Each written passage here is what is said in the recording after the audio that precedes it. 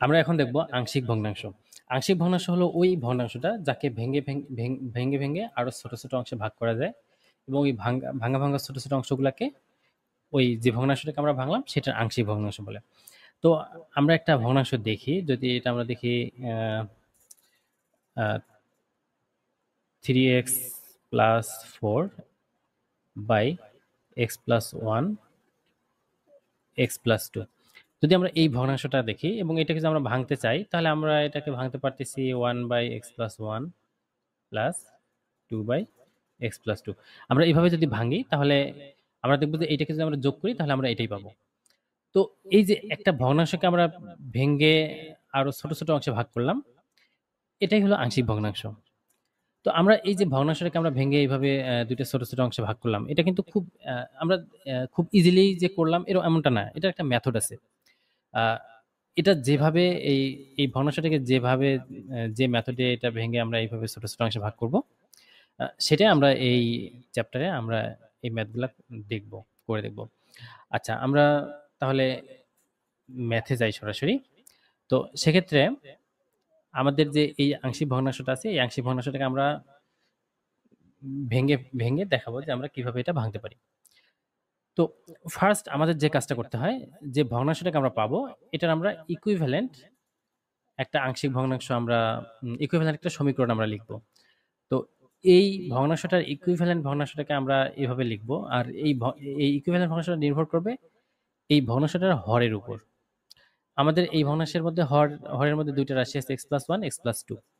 তো এখানে যেহেতু দুইটা রাশি আছে x+1 x+2, তো সেক্ষেত্রে আমরা লিখব a/x+1 প্লাস b/x+2। তো এখানে যদি আরেকটা হরের মধ্যে যদি আরেকটা রাশি থাকে তাহলে আমরা হয়তো লিখতাম c/x+3 বা d/x+4, এভাবে বাড়তো জিনিসগুলো।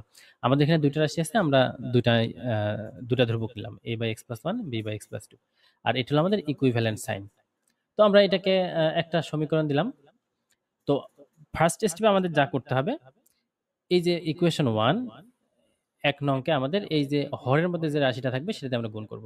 তাহলে আমরা লিখি এক নংকে x+1 x+2 দিয়ে গুণ করি।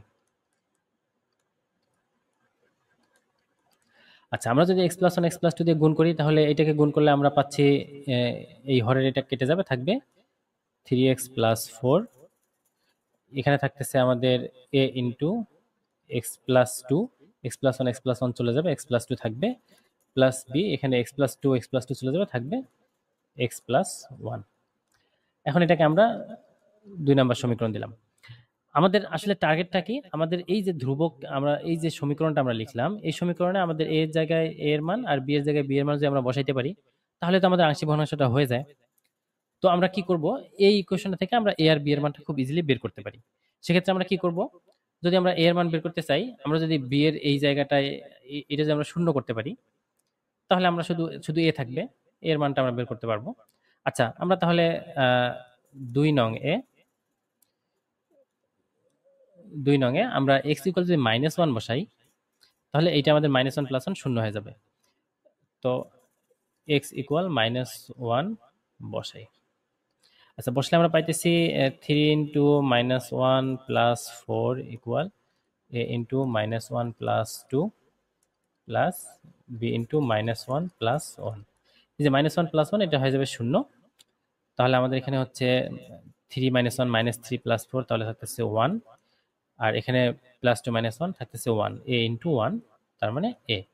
বা আমরা এটা লিখতে পারি যে a ইকুয়াল 1। আচ্ছা, আমরা a এর মানটা আমরা পাইলাম। আচ্ছা, আমরা এখন b এর মানটা বের করব। b এর মানটা যদি বের করতে চাই আমরা এটাকে শূন্য বানাই দিই, তাহলে আমাদের শুধু b থাকবে। তাহলে x এর মান যদি আমরা -2 বসাই তাহলে 2 নং এ x ইকুয়াল -2 বসাই।